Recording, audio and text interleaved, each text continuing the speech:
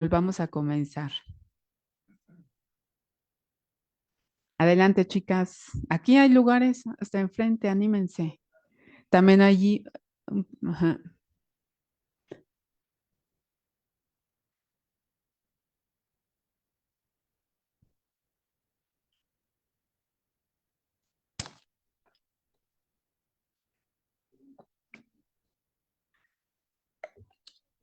Vamos.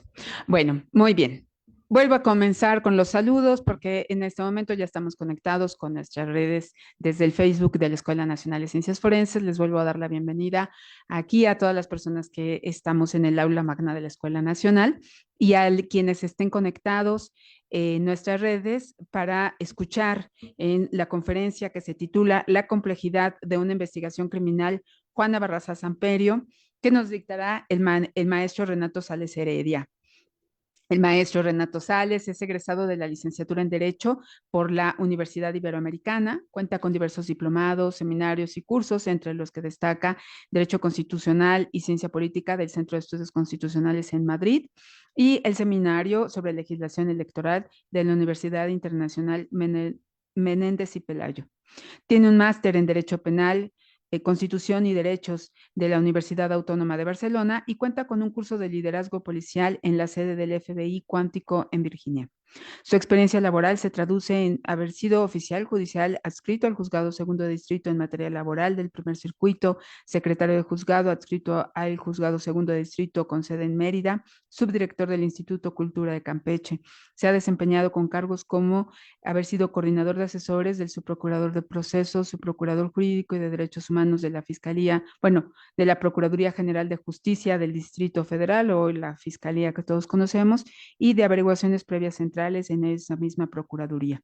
Fue asesor del jefe de gobierno del Distrito Federal y Procurador General de Justicia del Estado de Campeche, subprocurador de Control Regional, Procedimientos Penales y Amparo de la Procuraduría General de la República y Coordinador Nacional Antisecuestro en la Secretaría de Gobernación. Fue comisionado nacional de seguridad en la Secretaría de Gobernación, consultor en materia de seguridad y procuración de justicia y, como les decía, fiscal general en el estado de Campeche. Pues muchísimas gracias por su presencia, querido maestro. Es para nosotros un honor y ahora sí tiene la palabra.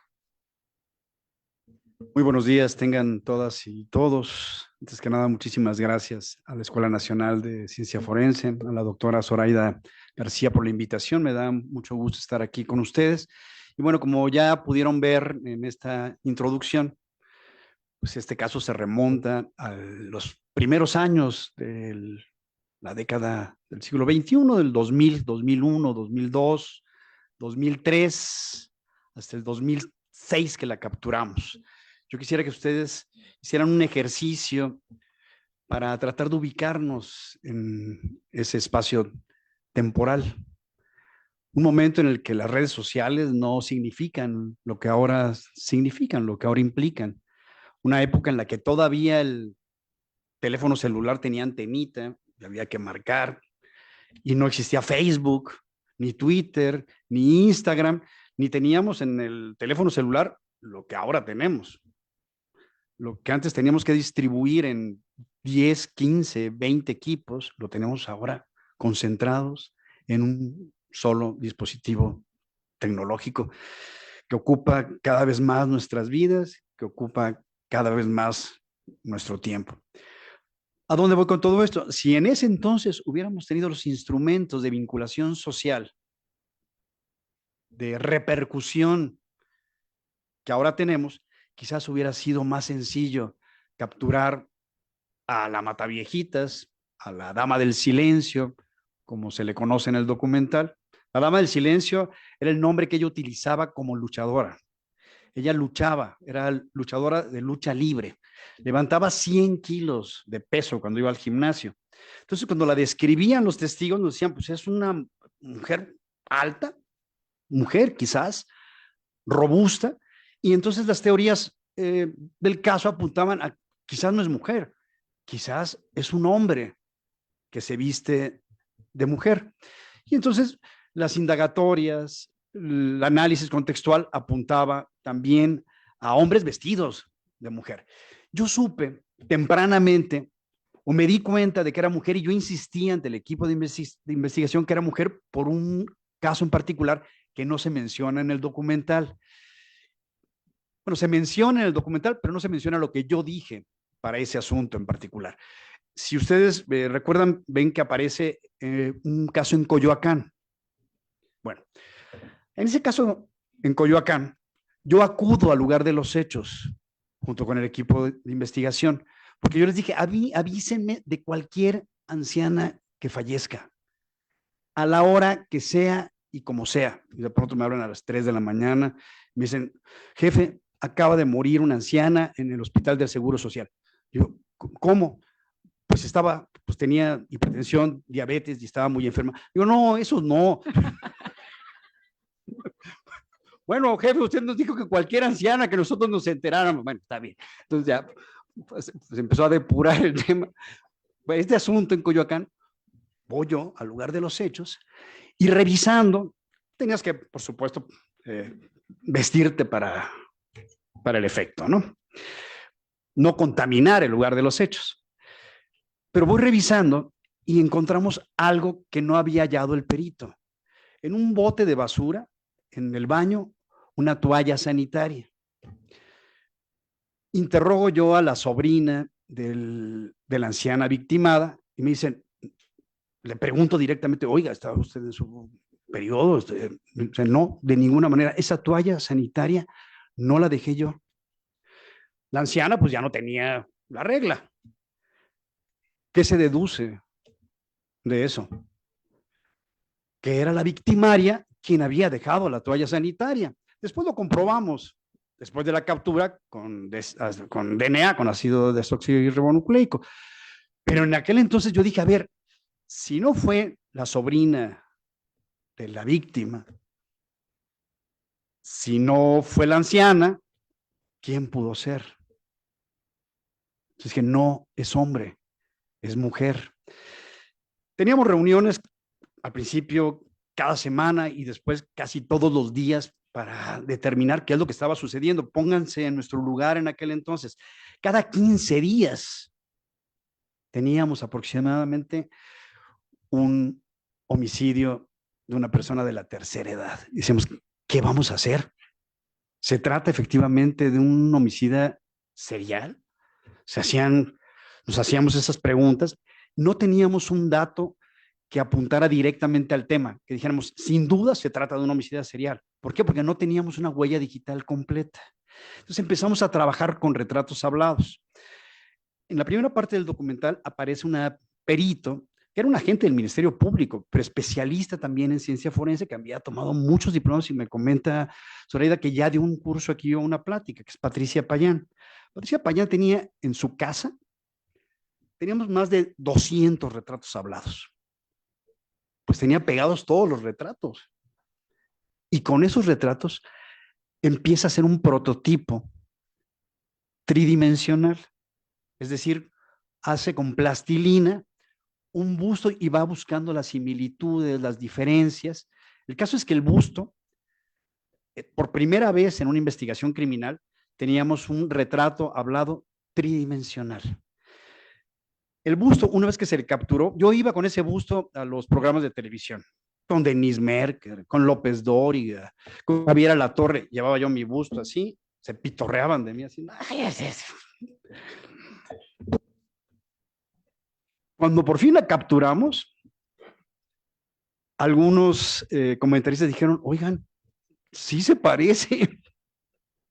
Es la primera vez en la vida que veo que una persona capturada se parezca a su retrato hablado. Y la verdad, no solamente se parecía, sino que hasta la vestimenta que habíamos utilizado para el retrato tridimensional hablado es la vestimenta que muy similar a la que ella usaba cuando se le capturó. Vamos a regresar al escenario que acontecía en ese momento. Homicidios cada 15, cada 20 días. ¿Qué teníamos que hacer si estábamos buscando un homicida serial? Y como escuchan ustedes, desde 1942 no habíamos tenido un caso así en la Ciudad de México, ni en el país, pues, porque no teníamos homicidas seriales aquí en México. Por muchas razones que podríamos analizar socioculturalmente, por muchas, pero no teníamos. Primero preguntarnos, ¿quién ha investigado homicidios seriales en el mundo? ¿Quién sabe hacer esto? Entonces sabíamos que en Francia había acontecido un suceso similar con un multihomicida, con un homicida serial en Toulon. Y contratamos a la persona que se encargaba de dar los cursos precisamente en relación con estos asuntos y le dio un curso al grupo especial, a la Fiscalía especializada en la búsqueda de la Mataviejitas.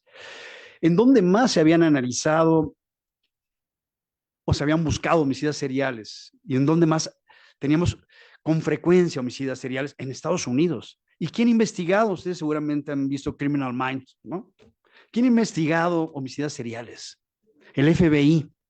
De hecho, en Cuántico, en la academia del FBI, ustedes suben a la biblioteca y está Anthony Hopkins, así, en cera, por la película El silencio de los inocentes, que se refiere precisamente a la captura de un homicida serial. En aquel entonces en Internet no es lo que es ahora, pero ya había Internet. Y entonces decidimos hablar con la gente del FBI y contratar, bueno, pedirles a los del FBI que nos ayudaran, que nos explicaran cómo se investiga un homicida, cómo se busca, cómo se encuentra un homicida serial. Y el FBI nos ayudó. Nos dijo, sí, de acuerdo. Todos los jueves vamos a tener un curso por línea y se reúnen ustedes y ahí vamos viendo. Y entonces todos los jueves nos reuníamos a seguir nuestro curso en línea del FBI. ¿Y qué decía el FBI? ¿Qué decía esa agencia de los homicidas seriales? Los homicidas seriales tienen primero una fase de selección, son como depredadores. Buscan, eligen a su víctima. Después hay una fase de seducción. Convencen a la víctima, la enamoran. Después una fase de ejecución, victiman, y después una de memorabilia, se llevan un recuerdo.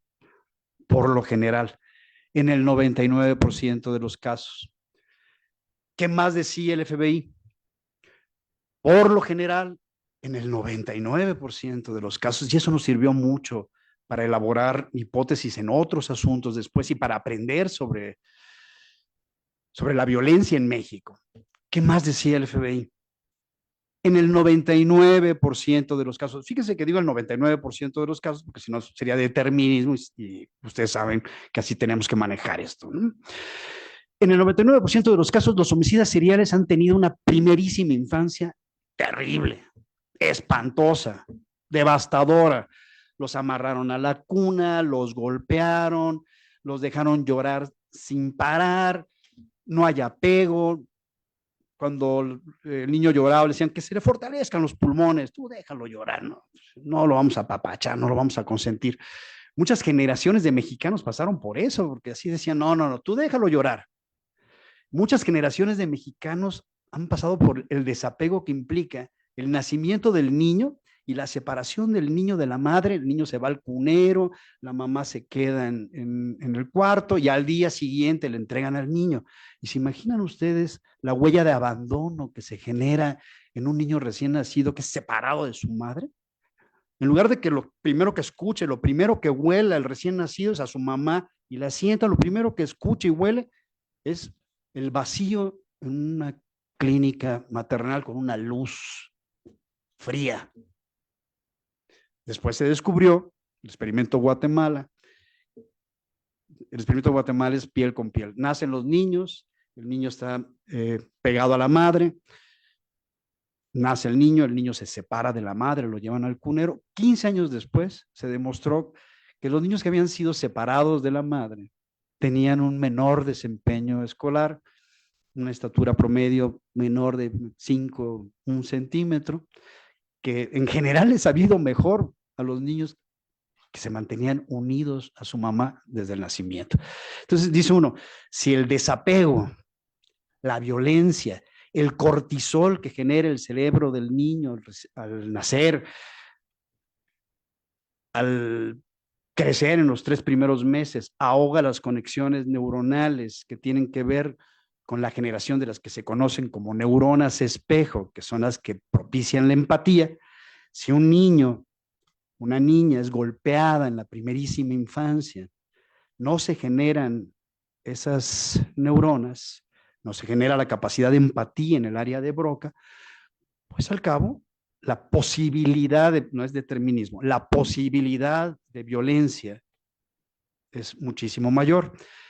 Y quedó demostrado precisamente con la Mataviejitas, porque una psiquiatra, Jenny Ostrovsky, la estudió, la analizó, dijo, a ver, esta señora tuvo una primera infancia terrible, la golpeaban, la intercambiaron por un six-pack de cervezas, hubo comercio sexual con ella desde temprana edad, y me consta a mí porque cuando la capturamos, yo platiqué con ella directamente y le pregunté, oiga, ¿y por qué hacía esto? ¿Por qué las mataba? Y entonces ella tenía la cabeza gacha, así, levanta la cabeza y me dice, por coraje. Y yo, está bien, no más preguntas. ¿Y ese coraje a qué se debía? Precisamente a esa relación terrible que tuvo con la madre.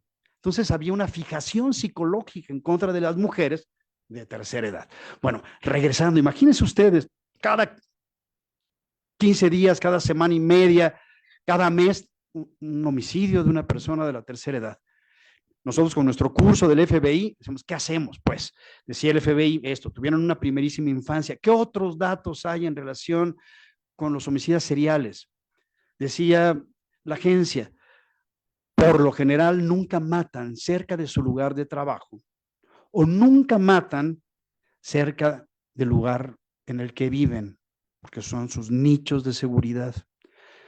En la oficina, tanto en la Fiscalía Especial como en la oficina de un servidor, pues yo tenía un mapa de la Ciudad de México, enorme.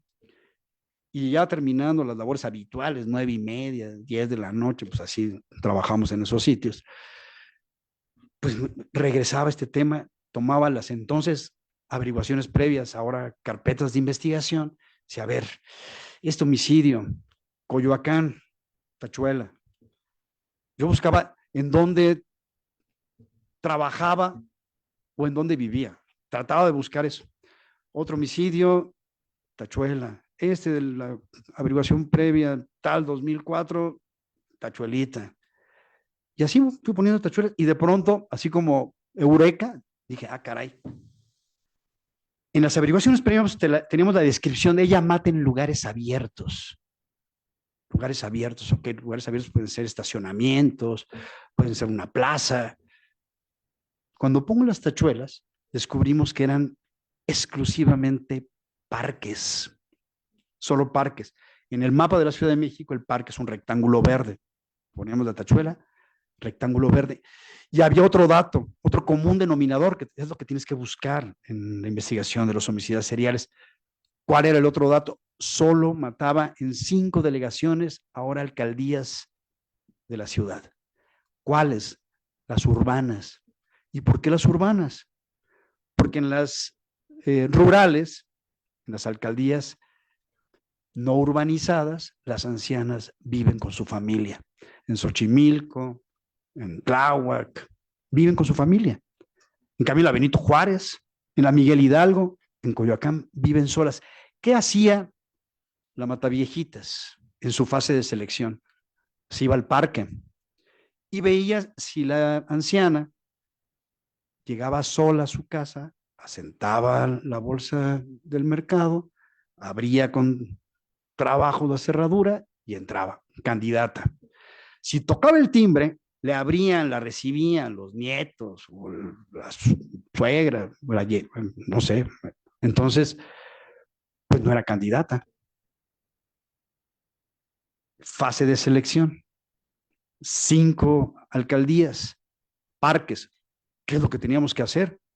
Operativos en los parques. Y entonces hablamos, bueno, subo yo con el procurador y le digo, tenemos esto, pero no tenemos gente, no nos alcanza el personal. O sea, tenemos en Policía Ministerial tantas personas, la Fiscalía tiene Sayas tantos, el comandante Moneda tiene tantos, ya fallecieron tantos Sayas como Moneda. Patricia Payán y Anselmo Apodaca, que también aparecen en el documental, afortunadamente siguen con nosotros, ¿no? Pero bueno, el caso es que decíamos 5 alcaldías urbanizadas, parques. Hicimos un operativo, hablamos con el secretario de Seguridad, que era Joel Ortega, con Gabriel Regino, dijimos, a ver, necesitamos que nos apoyen. Aquí está la foto tridimensional del busto, del retrato hablado, que lo lleven las patrullas. Vamos a hacer un operativo conjunto que se llame parques y jardines, o como le quieran ustedes poner, pero que estén las patrullas cerca de los parques donde pueda eventualmente volver a matar. Y al cabo de los días, así fue. Estaba este operativo, parques y jardines, había dejado de matar durante un tiempo porque se había hecho el fenómeno mediático enorme, y por todas partes se escuchaba la mataviejita, si no la capturan, entrevistaban al procurador, me entrevistaban a mí, decían, bueno, una viejita más que maten y los que nos vamos a ir somos nosotros. Y así estaba ya planteado el tema casi, ¿no? No teníamos datos suficientes, ya sabíamos que era un serial, y sabíamos que era un serial porque en uno de los homicidios frustrados se hace pasar por enfermera, que era otra de las cosas que hacía, se hacía pasar por trabajadora social o enfermera, se acercaba a la anciana, le ofrecía apoyo. En uno de los casos se acerca a una de las ancianas, dice, yo soy enfermera, déjame, le dice la anciana, estoy mala de los pulmones, no puedo respirar bien, dice, déjame ver tus radiografías, y le da una radiografía. Y entonces ella, la mataviejitas, toma la radiografía con las 2 manos y deja una huella digital completa. ¿Qué habíamos tenido en los casos anteriores? Fragmentos de huellas. Y con los fragmentos de huellas tú no puedes hacer nada. Si hay muy poca huella, tú no tienes posibilidades de identificar, y menos en ese entonces. Cuando dejo una huella completa, dijimos, esta es la huella de un pulgar. A ver, ¿quién tiene huellas de pulgares en el país?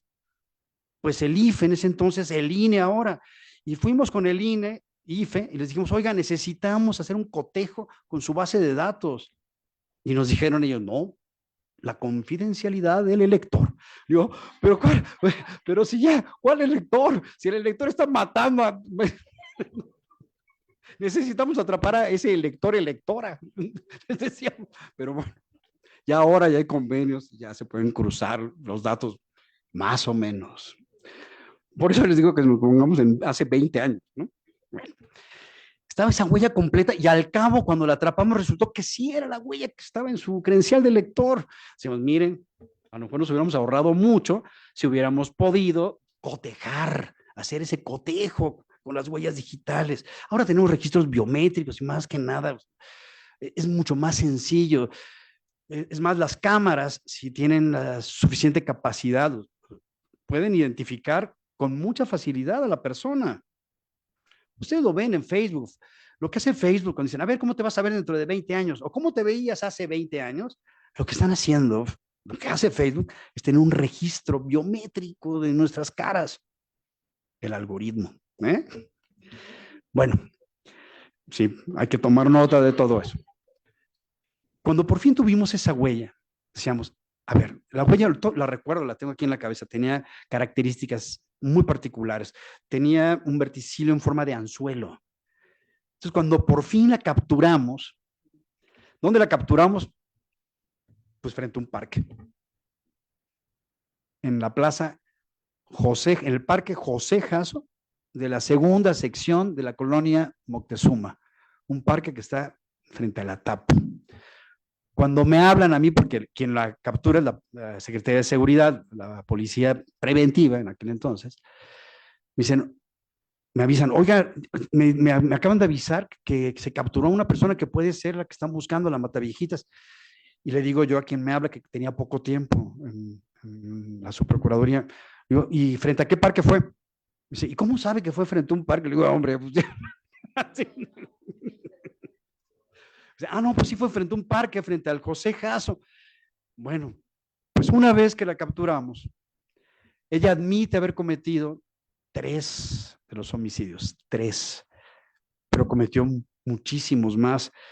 Teníamos solamente en 2003, 9, en 2004, 14, en 2005, 9, y habían otros en 2002, y como dice Patricia, quizás desde los finales de los 90, principios del 2000, teníamos ya algunos relacionados con ella, donde teníamos pruebas, indicios, datos suficientes, huellas, en 11 de esos 35 o más homicidios que había cometido. Entonces, una es la verdad, es un postulado lógico que ustedes conocen perfectamente. Una es la verdad y otra es la verdad que se puede demostrar. Y eso es lo que padecíamos en ese asunto. O sea, nosotros sabíamos que en varios casos, sin duda era ella, pero ¿qué había sucedido? Lo que se comenta de inicio en el documental. Llegábamos y ya habían levantado todos los indicios y ya no podíamos hacer nada. Entonces, con las declaraciones de testigos y con algunos testigos que sobrevivieron, fue plenamente identificado. Hay cosas que solamente pasan en México y que no se revelaron en el documental. Una de ellas es uno de los testigos sobrevivientes, de las testigos, pues la está matando, la mataviejitas que mataba con la llave china, con objetos, pero también con la llave china, porque era luchadora. Está matando con la llave china una viejita y la viejita dice, santo niño de Atocha, ya me abandonaste. Y entonces la viejita dice, santo niño de Atocha, ya me abandonaste otra vez. Y la mataviejita la suelta. Dice, para que veas que el santo niño de Atocha no te abandonó. Y entonces, es más, respira, empieza a decir, así, la víctima, y todavía le dice a la mataviejita, ven, te voy a dar un bolillito para el susto. Literal, así lo declaró, y es una de las que dice, no cabe la menor duda de que es ella. Ella fue la que intentó matarme. Y así en varios asuntos, pues teníamos ese tipo de declaraciones. No, yo sin duda la vi, pero nunca pensé que fuera ella, porque estaba muy grandota. Digo, pues si estábamos buscando mujeres grandotas precisamente.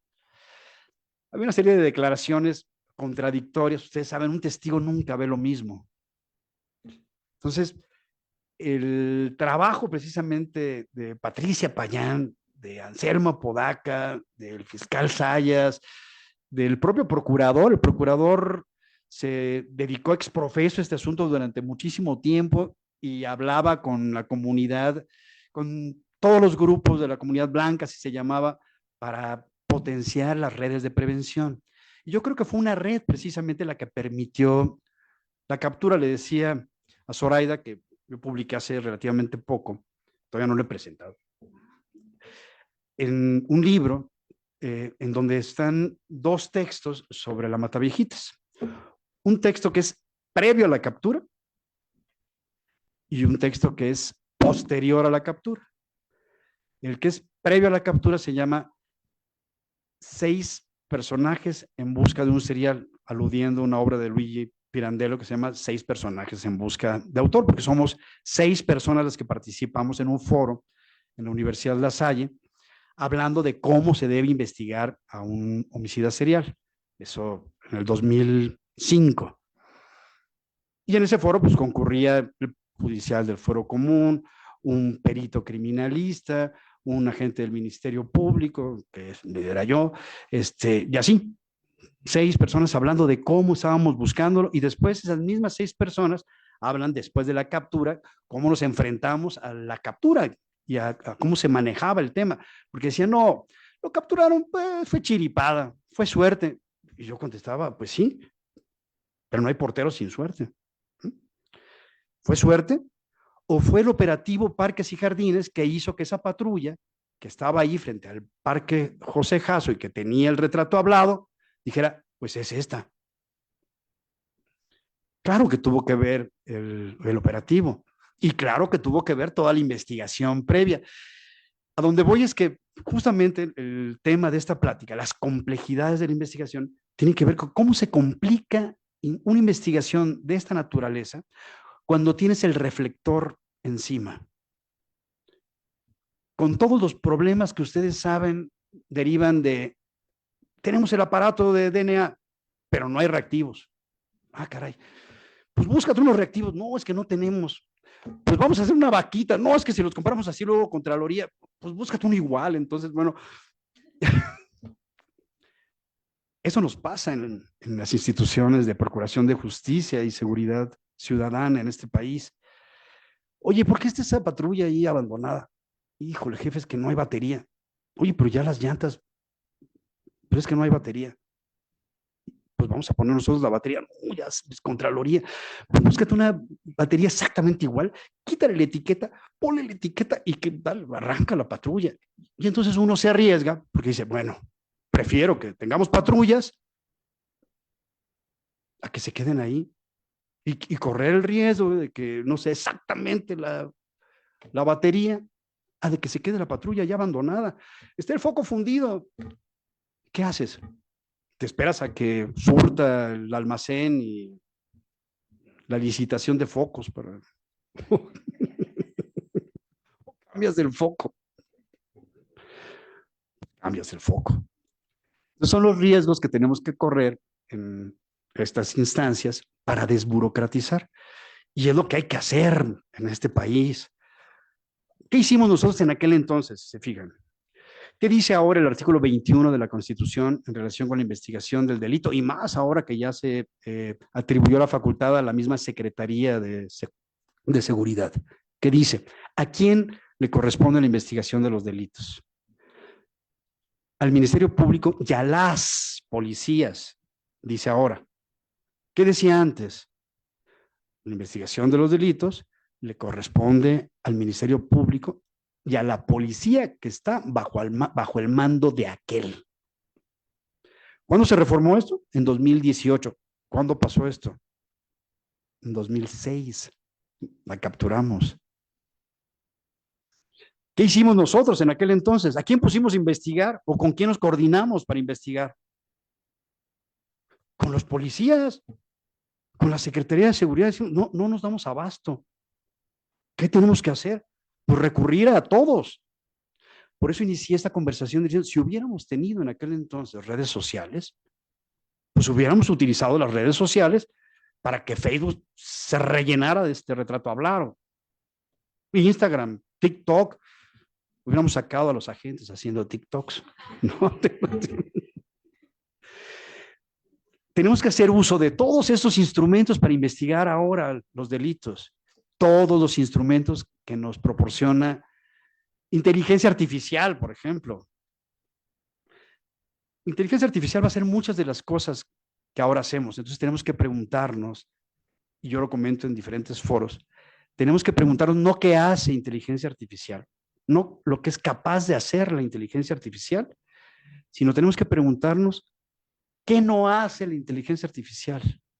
¿Qué es lo que podemos hacer nosotros como personas que jamás va a poder hacer una máquina? Y regresando al tema del descubrimiento o de la vinculación de la primerísima infancia con la violencia, pues yo digo que lo que podemos hacer es precisamente generar empatía, ser empáticos, ponerse realmente en el lugar de los otros, tratar de comprender, hablar con la gente. La palabra compasión viene del latín sufrir juntos. Y la palabra compartir viene de la palabra cum pan, que es dar el pan a los demás, compartir el pan. Una máquina no puede ni compadecerse ni compartir. Bueno, aquí lo dejo yo y espero sus preguntas. Muchas gracias.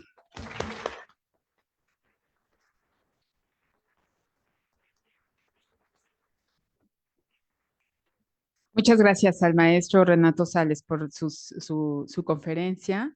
Seguramente ha despertado mucho interés y curiosidad, así que aprovechen. ¿Quién quiere preguntar? Allá con Geón tenemos una manita levantada. Gracias. Ya está. Sí. Bueno, gracias primero que nada por por la conferencia, estuvo muy interesante. Y quería preguntarle al respecto de que mencionó acerca de que muchos asesinos seriales pues guardan algunas cosas de las víctimas. Entonces quería preguntarle a usted que estuvo de primera mano en el tema, eh, ¿qué es lo que guardaba la Mataviejitas como trofeo? Se llevaba objetos de las ancianas, no valiosos. Por ejemplo, se llevó una estampita precisamente del Santo Niño de Atocha, de una de las víctimas. Se llevaba pañoletas, anillos, algo que le había pertenecido a la anciana y que parecía apreciar a la anciana. Así como, este anillo es de tal señora, esta pañoleta es de tal otra.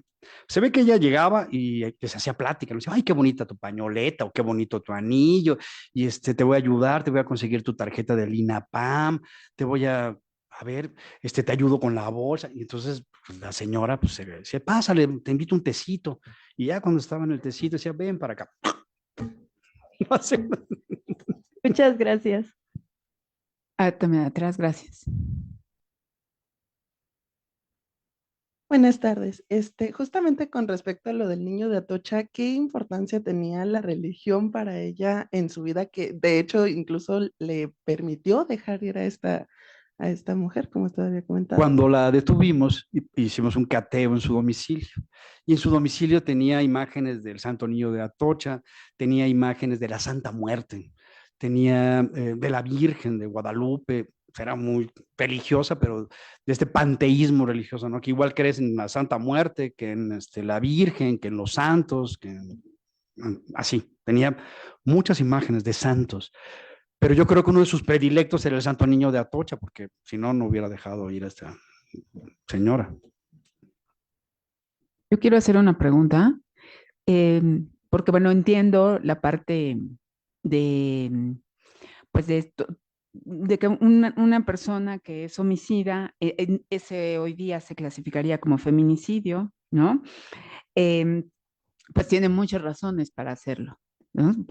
Desde que nació, esos desapegos, esos traumas infantiles y todas esas cuestiones, pero ese perfil criminal que se dibujó, ¿nos podrías hablar más de él? Justamente lo que se hizo fue, a ver, piensen ustedes, 1942, Goyo Cárdenas, hasta el 2002, 2003, que empiezan homicidios seriales, ¿no? No habíamos tenido nunca un homicida serial, y menos una homicida serial. Entonces dijimos, bueno, tenemos que hacer un análisis psicológico. ¿Qué fue lo que la llevó a matar? Y lo que hace Jenny Ostrovsky es precisamente explorar su biografía. Y en la biografía aparecen cosas terribles.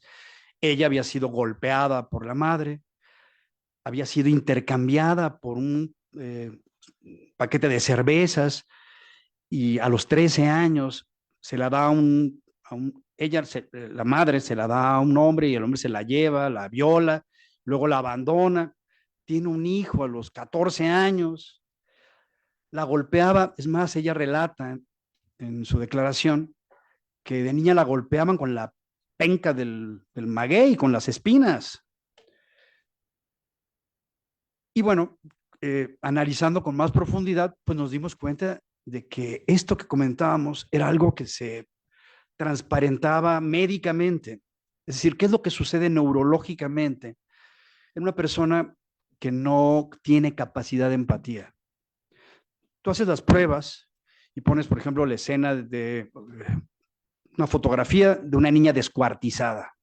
Si nosotros ponemos ahorita una fotografía aquí de una niña descuartizada, su reacción, y eso lo mediría un polígrafo perfectamente, es de alteración y a ver, de susto, de cómo es posible, y de esto no está bien. ¿Cuál es la reacción de un homicida serial ante una imagen así? Plana. Dices, no reacciona. ¿Por qué no reacciona? Y entonces empiezas a entender que en muchos casos es una cuestión vinculada con esa primerísima infancia. Por eso nosotros decimos, tendríamos que tener en México, como en otros países de Latinoamérica, como en otros países del mundo, políticas públicas de primerísima infancia que se concentraran, no en de los 3 a los 6 años, no en de los 6 a los 9, de los 0 a los 3 años y antes del nacimiento, porque está probado, es más, se acaba de demostrar que los niños lloran en su idioma. A ver, ¿cómo? ¿Los niños lloran igual todos? No. Un niño chino no llora igual que un niño mexicano. Porque el niño, desde el vientre materno, y está probado eso, dirás, no, ya se demostró médicamente. ¿Qué diferencia hay entre el niño chino que llora y el niño mexicano? El sonido gutural que incluye el chino mandarín. Han escuchado ustedes el japonés y el chino mandarín que Kawasaki. No, no es cierto.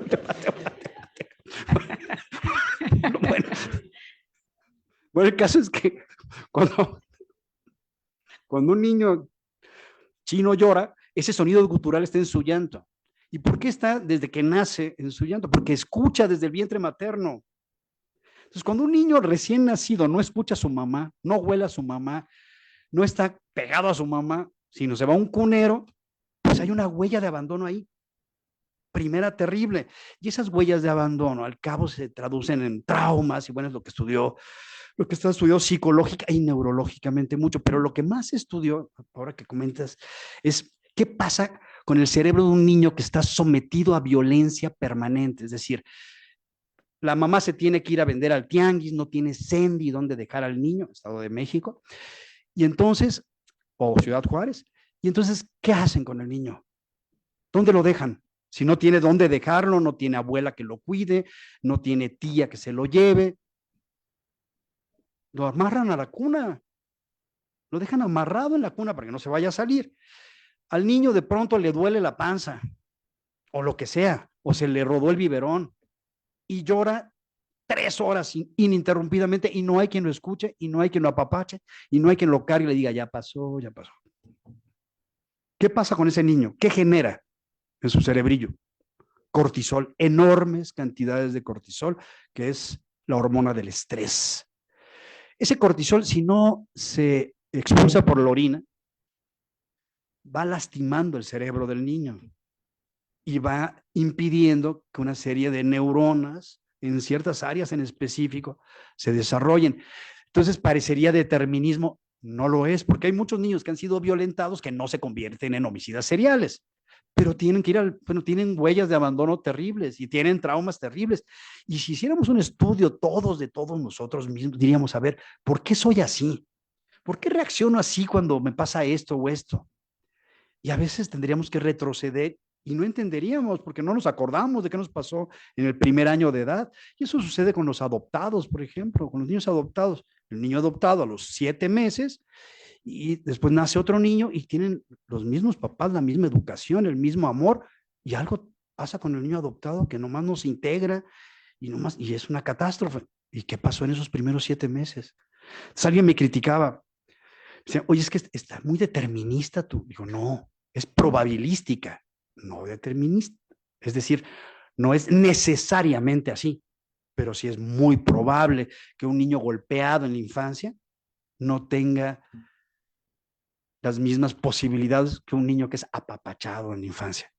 Y entonces, ¿qué tendríamos que tener? Una política pública que buscara apapachar, así literal, apapachar a los niños, a los recién nacidos, a los bebés. Es una garantía de futuro. Lo hace Colombia, lo hace Japón.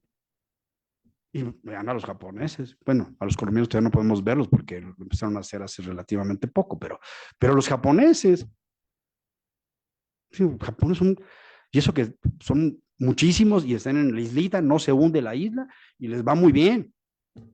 Entonces, algo tendríamos que hacer también nosotros. Yo digo, si queremos realmente prevenir la violencia, enfrentar, después lo hicimos, yo, como decían en el currículum, fui coordinador antisecuestros. Entonces dije, a ver, si esto pasa con los homicidas violentos, pues vamos a ver si no pasa con los secuestradores violentos. Y con algunas psicólogas hicimos un estudio de los secuestradores violentos en los penales. Teníamos a cargo, podíamos entrar a los penales. Y ese estudio demostró que también los secuestradores violentos, estilo el mocha orejas, también tenían una primerísima infancia terrible. Conclusión, si la primerísima infancia terrible se traduce en violencia, una primerísima infancia de apego, de amor, de atención, de cuidados, de estimulación temprana, ¿en qué se traduciría? Eso tendríamos que pensarlo y repensarlo. Hay una estrecha conexión entre lo que tenemos en la cabeza y lo que hacemos. ¿A qué me refiero con lo que tenemos en la cabeza? Si no tenemos oxitocina, serotonina, dopamina y demás inas, nos deprimimos. Y si nos deprimimos y viene a ser un problema de ausencia radical de estas sustancias, no es un tema estrictamente psicológico, es un tema neurológico, médico, que hay que atender así. Entonces tenemos que comprender, pues ustedes lo ven en su carrera, esto es multifactorial, multidimensional e interdisciplinario. Muchas gracias. ¿Alguien más? Tenemos, ay, a ver, Mar. Bueno, vamos a compilar esas preguntas y las respondemos todas al mismo tiempo. ¿Te parece bien? ¿Sí?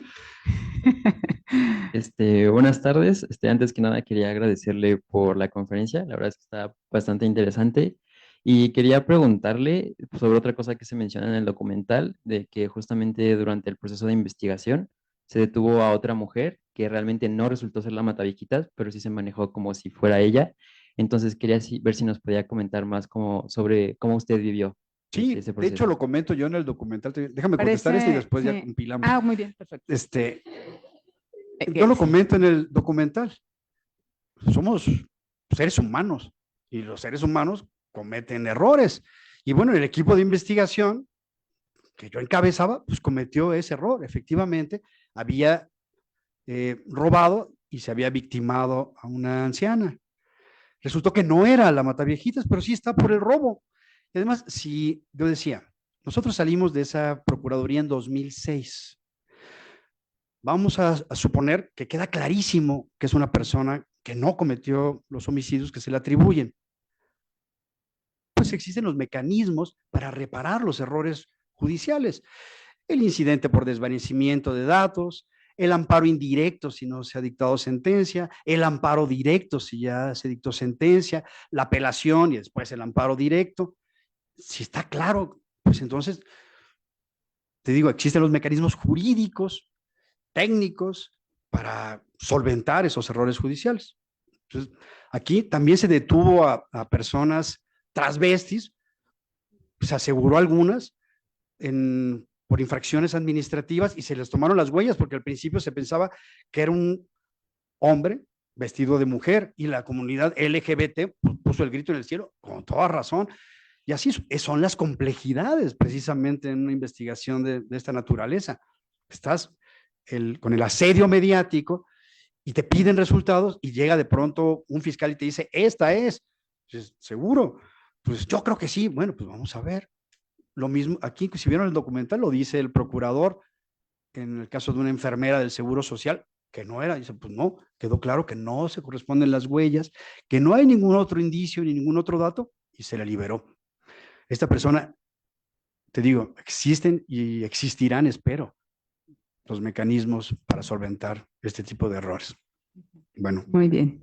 Bueno, a ver, tomamos esas preguntas. Conjuntamos. Y antes de 2018 no existía esto de la coordinación entre el MP y los policías, pero ahora sí, ¿a qué factores atribuye que aún se retrasen tanto las investigaciones y ya existe esta interseccionalidad?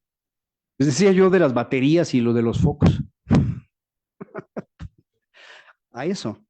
De pronto, en ciertos estados se autorizan 250 plazas para la policía y ninguna para la fiscalía. Entonces, oye, pero si los policías al cabo van a tener que pasar por el Ministerio Público, pues se va a generar un cuello de botella, porque lo bueno que hagan los policías, pues tendrán que hacerlo a través del Ministerio Público para llevar ante el juez. No, puro policía. Sí, bueno, pues entonces de pronto el Ministerio Público tiene 800 carpetas de investigación en su escritorio y 15 minutos para revisar la que tiene que llevar ante el juez. Apostar por un clima de seguridad, investigar correctamente el delito, pues ustedes lo ven, cuesta. No es lo mismo tener un aparato de DNA que no tener un aparato para cotejar genéticamente. No es lo mismo tener un espectrofotómetro de absorción atómica que no tenerlo. No es lo mismo tener un CEMEFO en el que puedas aplicar Minnesota a tener que hacer la necropsia en el cementerio. Eso es lo que retrasa, entre otras muchas cosas, esa coordinación necesaria entre policía y agente del Ministerio Público no acaba de concretarse suficientemente y en muchos estados de la República se traduce, en lugar de cooperación, en rivalidad para nuestro infortunio. Y si están peleados el secretario, el procurador fiscal y el presidente del tribunal, esa es la receta de la catástrofe. Ahora sí, compilamos las de este lado, por favor. Muchas gracias.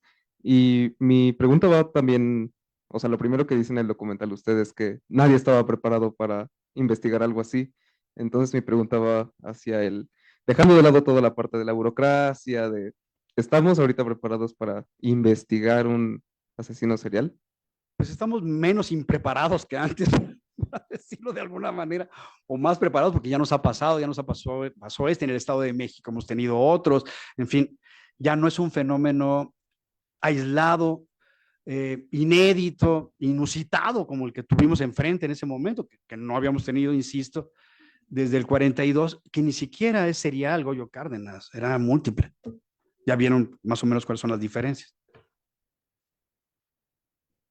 Bueno, mi pregunta va un poco relacionada justo a esta mujer que fue detenida creyendo que ella había sido la responsable de los homicidios. Y pues mi pregunta es, ¿cómo fue que dentro de la investigación lidiaron con esta posibilidad de que hubieran casos en que simplemente hubiera sido otra persona replicando el modus operandi de Juana Barraza y no hubiera sido ella? Es que en investigaciones de este tipo, precisamente tienes que enfrentar esa clase de retos y tienes que estar preparado pues para no caer en las trampas, preparado para decir, a ver, ¿qué implica la presunción de inocencia en nuestro sistema?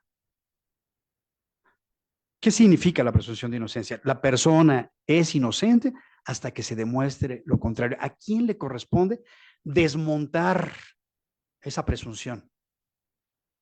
A la autoridad, a la gente del Ministerio Público y a los policías que están aportándole a la gente del Ministerio Público indicios que se traducen en datos de prueba. Por eso les decía yo, una cosa es la verdad y otra es la verdad que se puede demostrar. Es distinto. No es lo mismo la verdad como correspondencia, la verdad material, esto es blanco porque es blanco, a la verdad procesal. La verdad procesal está constituida, está hecha de datos de prueba. Tú, agente del Ministerio Público, tienes que decirle al juez, aquí están todos estos datos que más allá de toda duda razonable demuestran que esta persona es quien cometió los homicidios. Y si no, como le comentaba a tu compañero, existen los mecanismos para reparar el error.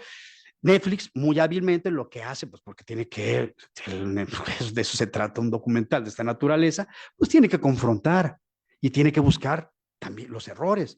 A mí me entrevistaron 4 horas y dije muchas otras cosas que no salen aquí, pero eso por supuesto que lo iban a sacar y yo lo sabía. Nosotros, te digo, cuando salimos, esa persona no estaba ya por esos homicidios, o sea, no estaba catalogada, porque ya sabíamos que no era la Mataviejitas. ¿Puede o no puede repararse el error judicial? Claro que puede repararse el error judicial. Le correspondía a la siguiente administración, nos correspondía a nosotros. Ellos pidieron, hasta donde recuerdo, apelaron y no se había resuelto la apelación cuando nos fuimos. Nosotros nos fuimos en el 2006 y esto fue en septiembre del 2006. Sí. Adelante. Bueno, mi pregunta es respecto al reportaje que le hicieron hace como un año en el que ella se declaraba inocente, o no recuerdo si totalmente inocente, pero sí mencionaba que se le estaban atribuyendo crímenes que no eran de ella. Entonces quisiera saber su opinión, si cree que sí haya posibilidad de que se le hayan incriminado más casos de los que ella fue culpable, o también veía mucho que decían que porque era una persona muy manipuladora y pues por eso. Le atribuyen 35 homicidios. Se le probaron 11. ¿Qué significan todos los otros que no se probaron? Que precisamente estos 11, pues no cabía duda. Aquí está la huella, aquí está el testigo que la vio entrar y que la reconoce sin lugar a dudas, además de la huella y además de otros datos de prueba que fehacientemente te indican que fue esta persona. Ahora, tú vas a un penal, a cualquier penal, al reclusorio norte, al reclusorio oriente, a los penales federales, a Santa Marta, Catitla, y tú preguntas, oye, ¿eres culpable? O sea, no, yo no, jefe, yo soy inocente, estoy aquí porque no, yo no debería estar aquí. Y si les preguntas a todos, ¿y qué te van a decir? Que son inocentes. Y por eso, quien tiene que demostrar que no lo son, pues somos los que acusamos. En un sistema acusatorio, por eso se llama acusatorio, y por eso se llama contradictorio. En el sistema acusatorio, uno acusa, otro defiende y otro arbitra, otro juzga. ¿A quién le toca acusar? Al Ministerio Público. ¿A quién le toca demostrar que efectivamente Juana Barraza cometió ese homicidio? Al Ministerio Público. ¿Mm? ¿Alguien más, no? Sí, yo, ¿qué dificultades? Bueno, dado que no había un antecedente similar, al menos en la República conocido, y que se trajeron a especialistas de otros países, ¿qué dificultades tuvieron para implementar estas nuevas metodologías de investigación? Algunas eran muy complicadas porque no teníamos los instrumentos, es decir, no teníamos los instrumentos técnicos. O sea, no podíamos hacer ese cotejo de la huella, por ejemplo. Si hubiéramos podido hacerlo con el INE, correr con el motor del INE, la huella digital, nos hubiera ahorrado muchísimo, hubiera brincado, ¿no? Como se puede hacer en Francia, como se puede hacer en Estados Unidos con el Documento Nacional de Identidad, como se puede hacer en muchos países desarrollados, que tú colocas una huella o la decadactilar y esas huellas inmediatamente pueden ser cotejadas, o el registro del iris, o el registro del rostro. En China, ¿por qué no se expandió la pandemia en China? A pesar de que vino de China. Porque China es un comunismo, capitalismo muy peculiar, en donde el Estado es dueño de todo. Y entonces el Estado es dueño del Internet. Y entonces, cuando una persona con el virus tosía en el metro, inmediatamente llegaba la alerta, iban por esa persona, la sacaban, la aislaban, hacían los análisis y decían, sí tiene. Así, claro, esto no es precisamente democrático, ¿no? Pero son instrumentos que se usan para solventar este tipo de asuntos y son instrumentos con los que no se cuentan en nuestro país. Fundamentalmente este que comentaba yo, el cotejo de la huella digital, que es clave. ¿Alguien más? Yo quería preguntar referente a la colaboración con el FBI, ¿qué tanto o qué tan, bueno, cuáles fueron los retos principales que existieron para lograr como esta comunicación y reestructuración de procedimientos de investigación y como este cambio de perspectiva para pues la investigación del caso? Pues la verdad es que, como les decía yo, al principio no sabíamos ante qué estábamos, ante qué nos enfrentamos. Cuando nos dimos cuenta que se trataba de un homicida serial, empezamos a revisar literatura internacional, dijimos, ¿quién ha analizado esto? ¿Quién lo ha hecho? Francia, porque tuvieron varios homicidas seriales, uno muy parecido, Argentina tenía uno también, y el FBI tenía ya el criminal profile, el perfil criminal, y dijimos, pues ellos nos pueden ayudar muchísimo. Y no fue sencillo, pero buscamos a la embajada, les planteamos el asunto, les pedimos, y siempre ha colaborado bien. Para mí es una de las agencias más respetables, respetadas de Estados Unidos. Tienen muy pocos agentes, pero son muy eficientes. Cuántico, cuando tuvimos nosotros a cargo secuestros, lo que hacíamos era pedirle, porque el secuestro es un delito federal en Estados Unidos, pedirles al FBI que nos ayudara a capacitar a nuestras unidades especializadas contra el secuestro. Y nos ayudaron. Se iba a la unidad especializada contra el secuestro 15 días a Cuántico junto con otra unidad especializada. Y se generaba, además de que se capacitaban, se hacían amigos las dos unidades. Y eso es fundamental en estos temas, que tú tengas la posibilidad de levantar el teléfono y de hablarle. Por ejemplo, el que estaba a cargo del FBI en aquel entonces es muy buen amigo mío, se llama Eric Dickerson. Y entonces nosotros teníamos un problema y yo levantaba el teléfono, bueno, el celular. Y decía, Eric, échanos una mano con esto. No, inmediatamente, y solucionábamos los problemas. Les podría yo contar historias sobre el Chapo, por ejemplo, pero bueno, eso en otra ocasión, vinculadas precisamente con la colaboración del FBI con nosotros en la recaptura del Chapo y en evitar que se volviera a escapar, porque se quería escapar otra vez, y nos ayudaron muchísimo. Bueno, ya no hay más preguntas. Una más y con esa creo que iremos cerrando.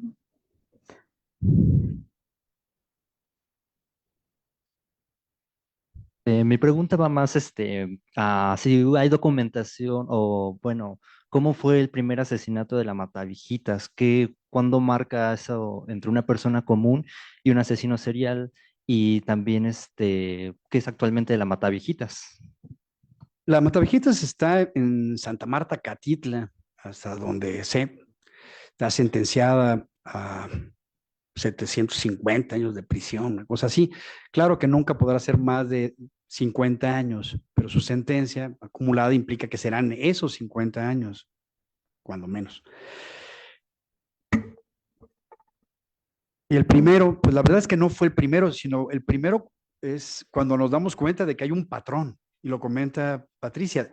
De pronto vimos que era muy similar, que entraban, que era una anciana que vivía sola, que era una anciana que había recibido aparentemente ayuda de la persona porque se veía que le había invitado un café o un té o estaba el pastelito a la mitad, y después habían otras características. La estrangulaba con un objeto del domicilio, con un objeto de la propia anciana, o a veces, en lo general, o una pañoleta, o una media, o una liga, por el último fue la liga del estetoscopio, en el último de los homicidios, con la liga del estetoscopio que ella llevaba, con la que estrangula.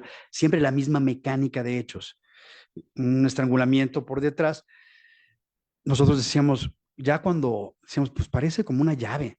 Y ya cuando vimos que era luchadora, pues dijimos, no parecía, era una llave de lucha libre.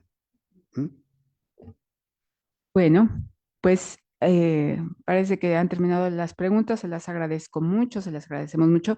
Qué bueno que hayan despertado ese interés, el tema que hoy se ha tratado. Y ha sido un lujo tener aquí al maestro Renato Sales, quien tiene una experiencia enorme, ha estado investigando delitos tanto en el foro federal como en el foro local, aquí en la Ciudad de México, como en el estado de Campeche. Seguramente seguirá, estoy segura, en encargos muy parecidos, ¿no? En temas penales. Pues sí, porque pues esa vocación es así, ¿no? Entonces, ahí les quiero comentar, a ver, la doctora Feggy Ostrowski, que hizo esta investigación, es amiga, muy amiga de esta escuela, ella forma parte de nuestro comité académico. Sí, se me ocurre, y tiene publicaciones, tanto científicas como de difusión sobre Juana Barraza, entonces si les interesa, seguro las encuentran muy fácil, y la podríamos invitar también para que venga y nos platique sobre lo que ella ha hecho, estuvo entrevistando tiene muchas, muy profundo desde el punto de vista neurocientífico, a Juana Barraza. Y bueno, pues yo quiero aprovechar enterándonos de que hay esta nueva publicación del maestro Renato Sales que dice que no ha presentado, pues invitarlo a que la presente aquí. Este foro estaría engalanado de que se pudiese aquí presentar y que sea una de las tantas presentaciones que tenga, porque seguramente habrá varios foros interesados, ¿no? En que se conozca y entonces pues traer un panel un poco más ampliado quizás, ¿no? Que hayan, pues que nos puedan dar un punto de vista sobre la obra del maestro Renato Sales. Yo le agradezco enormemente les pido que le demos un aplauso de agradecimiento y reconocimiento.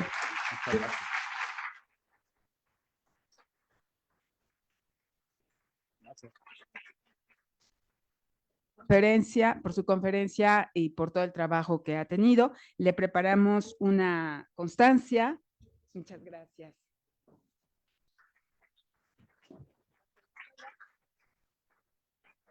Y también le quiero regalar un trabajo que todos conocen, que es producto de las labores de esta Escuela Nacional, las guías judiciales para la valoración de la prueba pericial, que todo el mundo conoce.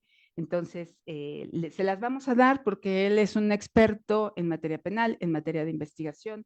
Estas guías las elaboramos desde la escuela. Los profesores y profesoras de tiempo completo de la escuela han sido los autores y han sido revisadas por muchas personas del Poder Judicial de la Federación, del Poder Judicial de la Ciudad de México, de Puebla, y también de las fiscalías, los servicios periciales de las fiscalías que integran a la Conferencia Nacional de Procuración de Justicia. Son unas guías que dan algunos elementos para que los jueces puedan apreciar la prueba pericial. Y los comentarios que hemos recibido sobre ellas es que también están siendo útiles para los fiscales, para los defensores y para todos los actores, asesores jurídicos que son partes en los procesos penales. Entonces, pues con mucho gusto para compartirle que conozca el trabajo que ha salido de esta escuela. Gracias a todas y todos por estar aquí y los esperamos la siguiente semana. Tenemos otra conferencia igual a la misma hora aquí en forma presencial, que por supuesto transmitiremos por redes, en que estará un magistrado del Poder Judicial de la Federación platicándonos sobre temas de ejecución penal. Muchas gracias y nos vemos entonces.